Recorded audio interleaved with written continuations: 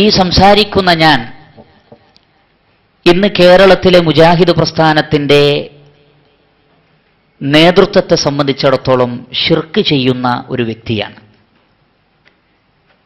അബ്ദുറഹ്മാൻ സലഫിയുടെയും T P Abdulla Koya മദനിയുടെയും M M മദനിയുടെയും ഹനീഫ കായക്കുടിയുടെയും അനസ് മൗലവിയുടെയും വീക്ഷണത്തിൽ നിങ്ങളോട് ഈ സംസാരിക്കുന്ന ഞാൻ അല്ലാഹു അല്ലാത്ത ആളുകളോട് പ്രാർത്ഥിക്കാം, ജിന്നുകളോട് പ്രാർത്ഥിക്കാം എന്ന വാദമുള്ളവരും അതുവഴി ശിർക്ക് ചെയ്യുന്നവനുമാണ്.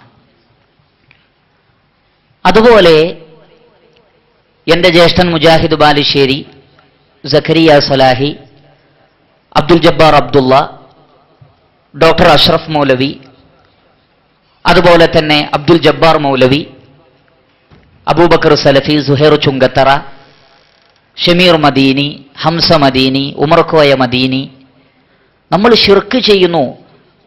ഇപ്പോൾ ഇസ്ലാമിൽ അഖീദയുടെ പ്രത്യേകത എന്താന്ന് പറഞ്ഞാൽ, നിങ്ങളത് പ്രവർത്തിച്ചിട്ടില്ലെങ്കിലും നിങ്ങളുടെ മനസ്സിൽ അത് തെറ്റല്ല എന്ന് നിങ്ങൾ കരുതിയാൽ നിങ്ങൾ ആ വിശ്വാസക്കാരനാണ്. ഇസ്ലാമിൽ ഒരാൾ ജിന്നുകളോട് വിളിച്ചു പ്രാർത്ഥിക്കുന്നേയില്ല, അല്ലെങ്കിൽ മൊയ്തീൻ ഷെയ്ഖിനെ വിളിച്ച് അയാൾ ജീവിതത്തിൽ പ്രാർത്ഥിക്കുന്നേയില്ല.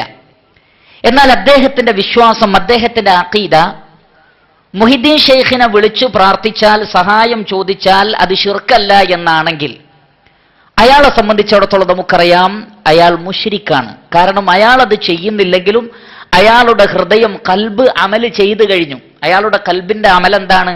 ഏത്തിഖാദാണ്. ഏത്തിഖാദ് അമലും ബിൽ കൽബ്, ഹൃദയം കൊണ്ടുള്ള പ്രവൃത്തിയാണ് വിശ്വാസം. അതുകൊണ്ട് ഒരാൾ മൊയ്തീൻ ഷെയ്ഖിനെ വിളിച്ചു പ്രാർത്ഥിക്കുന്നില്ലെങ്കിൽ പോലും അങ്ങനെ പ്രാർത്ഥിക്കുന്നത് തെറ്റല്ല എന്ന് വിശ്വസിക്കുന്ന സന്ദർഭത്തിൽ അയാൾ എന്താണ്? ശിർക്ക് ചെയ്യുന്ന വ്യക്തിയാണ്, മുശ്രിക്കാണ്. ഇത് ഇസ്ലാമിലെ ഏറ്റവും അടിസ്ഥാനപരമായ തത്വമാണ്.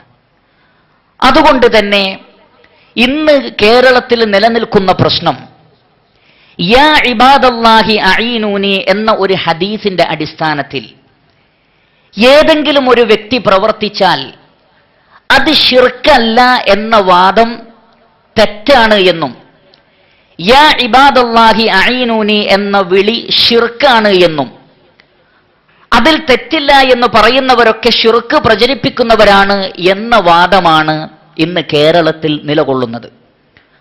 അതുകൊണ്ടാണ് ഇത് സംസാരിക്കുന്ന എനിക്ക് യാ ഇബാദല്ലാഹി അഈനൂനി എന്ന ദുആയിൽ ശിർക്കുണ്ടെന്ന് വാദമില്ലാത്ത ആളാണ് ഞാൻ. അതുകൊണ്ട് തന്നെ എതിരാളികൾക്ക് ഞാൻ ശിർക്കിൽ വിശ്വസിക്കുന്ന ഒരു വ്യക്തിയാണ്.